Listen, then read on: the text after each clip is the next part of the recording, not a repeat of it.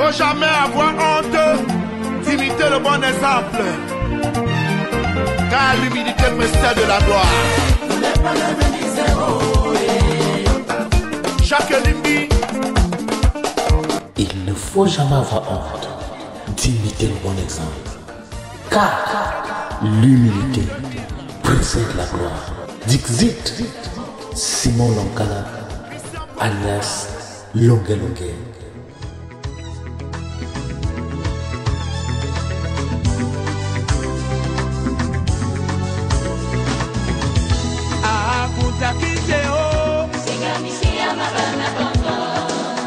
Mandela o Singani bemba bana bongo Feliz Mumeo Singani sia mabana bongo Wara mangabelo we para shala tangana Singani sia mabana bongo Wara mangabelo Singani bemba bana bongo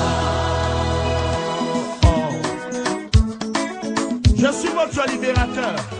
Je vais mourir pour vous. Bonjour chers tous, bonjour peuple de Dieu, ici une fois de plus c'est votre serviteur, c'est l'apôtre UC. Je reviens en ce jour avec la paix du Christ. Je salue tout le monde en ce jour avec la paix du Christ. Je salue tous ceux qui me suivent depuis longtemps. Je salue tous ceux qui prient pour moi, qui m'encouragent dans ce que je fais. Et je salue également tous ceux qui me donnent des conseils. Aujourd'hui, je viens avec un message pour notre grand frère Simon Lonkana, autrement appelé Longue Longue. Je viens avec un message du Seigneur pour Longue Longue. Un message salutaire quoi, venant du Seigneur pour notre frère Longue Longue. Depuis un temps, nous avons constaté Longue Longue. Moi, personnellement, je constate Longue Longue sur les réseaux sociaux. Je pense quelques jours dans un direct qui était à passer. Et je constate que Longue Longue aide un albinos qui s'appelait Photo. Il était adossé sur sa voiture rouge devant une rue. Il a vu le gars. Au fait, beaucoup de gens vont connaître l'histoire de Photo. Mais directement, je ne suis pas Longue Longue. Parce que je ne suis pas trop présent sur les réseaux sociaux. Ou bien je n'étais pas très présent sur les réseaux sociaux. Et la deuxième fois que je vois Longue Longue, c'est dans un projet de construction. Il est au niveau de construire une maison. Il est en train de construire une maison pour les photos Tala et Talo. La maison était au niveau, on avait déjà ramené la maison, c'était au niveau de l'élévation des murs. C'est là où je commence à suivre Longue Longue. Durant ce moment, je suis Longue Longue constamment. Et généralement, quand quelqu'un fait de belles œuvres, j'ai l'habitude d'aller prier pour la personne. Ce n'est pas une publicité que je fais. Je n'ai pas besoin de dire à quelqu'un, je vais prier pour toi. Parce que ce n'est pas du chantage. Je ne fais pas ça contre une somme d'argent. Je ne fais pas ça contre un paiement. On ne me paye pas quoi. Oui, donc je le fais comme ça, sur instruction. Je suis votre libérateur.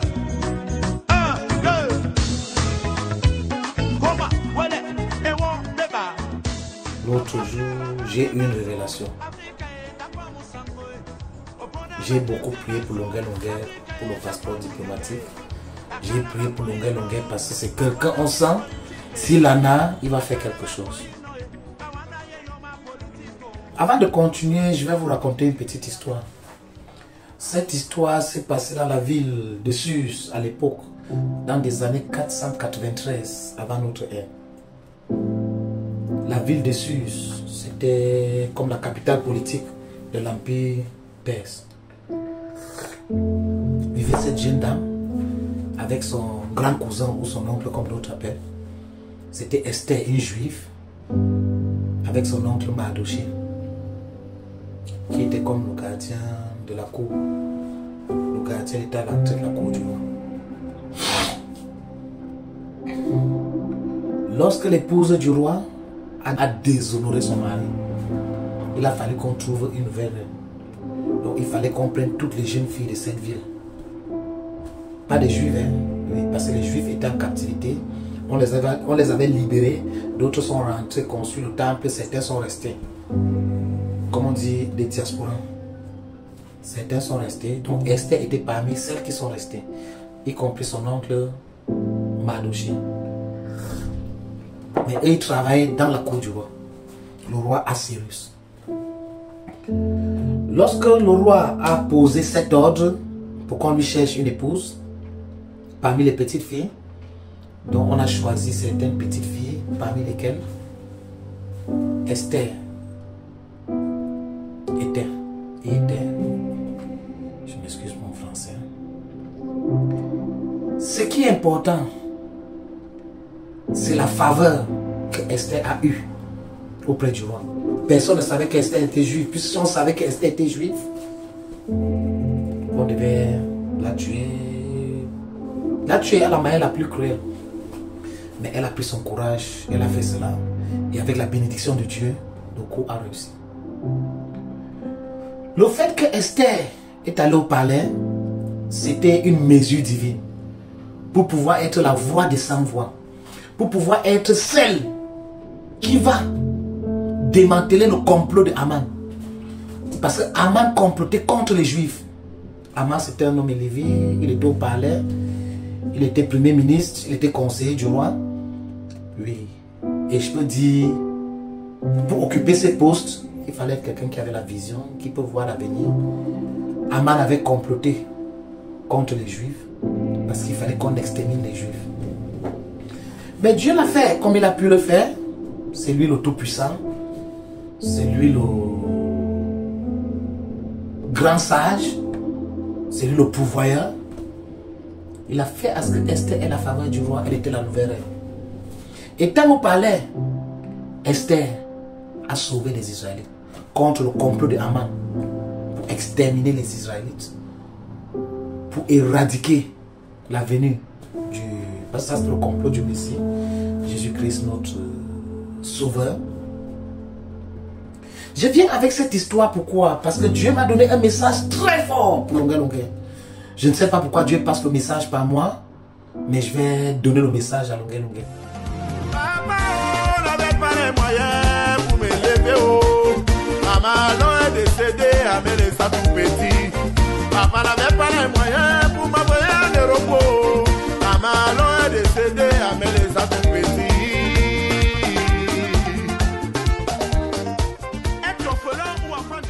Grand frère Longueur, le Seigneur m'a dit de te dire ceci. Beaucoup ont milité. Beaucoup militent quand on te donne un passeport diplomatique. Nous t'appelons ambassadeur de causes sociales. Parce que nous voyons tes œuvres. Tous militent pour qu'on te donne un passeport diplomatique. Ce militantisme n'est pas vrai. Le Seigneur m'a envoyé un message très fort pour toi. Un message très poignant. Un message très dur. Pour moi qui passe ce message, c'est très dur. Grand frère Longueur, le Seigneur me dit de te dire d'aller dans le RDPC. Je sais que c'est un message dur. Venant d'abord de moi, c'est très dur. Je n'ai jamais été militant du RDPC. Je n'ai jamais apprécié le RDPC. Je n'ai jamais fait quoi que ce soit avec le RDPC. C'est un parti que je n'ai jamais aimé. Mais si je te dis ce que je te dis en ce jour, en cet après-midi, c'est parce que c'est une parole qui vient du Seigneur. Il doit avoir de cela quelque temps. Il y a un monsieur, je ne sais pas qui il est. Le Seigneur m'a révélé. Il y a un monsieur qui te parle longtemps de venir dans le RDPC. Je sais que tu n'aimes pas le RDPC, comme beaucoup d'entre nous. Moi-même, je n'aime pas le RDPC. Mais ce monsieur te parle à chaque fois. Chaque fois que tu viens à Yaoundé, ce monsieur aime t'inviter. Il t'a donné ce conseil de venir dans le RDPC. Pourquoi je te dis ceci? C'est parce que j'ai vu dans le règne spirituel le passeport diplomatique qu'on a envie de te donner. C'est vrai, le poste de ministre, on ne va pas te donner, mais on va te donner un grand poste au pays. On va te donner un poste qui va te permettre de bien faire tes œuvres.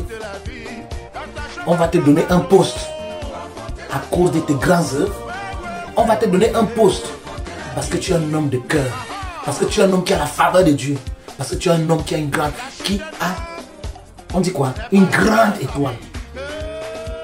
Cher grand frère, il ne faut pas refuser la proposition. Ici, tu vas jouer le rôle d'Esther. Tu vas devenir la voix de sans-voix au Cameroun. Tu vas pouvoir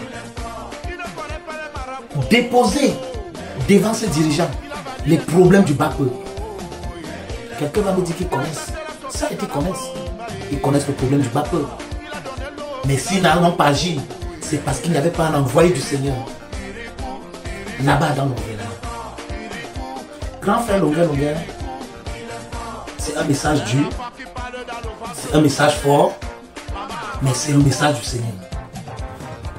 Quand le Seigneur dispose, l'homme ne réfléchit plus. L'homme se jette.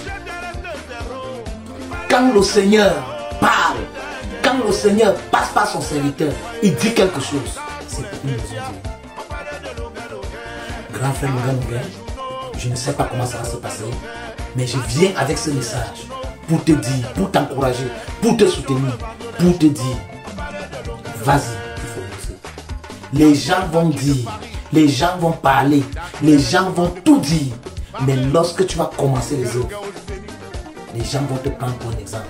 On va dire si on avait 10 personnes comme ça dans ce gouvernement, beaucoup de choses allaient changer. Longuet, toi tu es le changement. Longuet, toi tu es le Cameroun de demain. Longuet, ce que tu fais, il n'y a qu'un homme qui a l'esprit de Dieu qui peut faire ce que tu fais. Quand je parle, je ne force pas. Je permets à la personne d'aller vérifier. Si tu consultes tes ancêtres, tu peux aller vérifier. Si tu as d'autres moyens pour vérifier les paroles, sens-toi à l'aise de le faire. Mais je sais que l'avenir de beaucoup de Camerounais est entre tes mains. Je sais le bien-être de beaucoup de Camerounais, c'est entre tes mains. Ceci, c'est votre humble serviteur, l'apôtre UC. Et ça, c'est le message du Seigneur. Longuet, Simon Lonkana, tu es notre Esther de cette nouvelle génération. Tu es notre Esther du Cameroun. Grand frère, la balle est dans ton camp. Merci beaucoup, chers téléspectateurs, chers internautes. Merci d'avoir écouté. Passez le message à Longuet. Ciao. Longuet, tout petit comme ça. Mais il est fort. Comment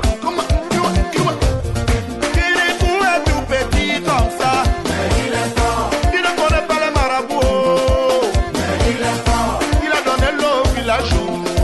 Mais il est fort. Il a fini à saucer Karamao. Mais il est fort. Il a vendu les calobassos.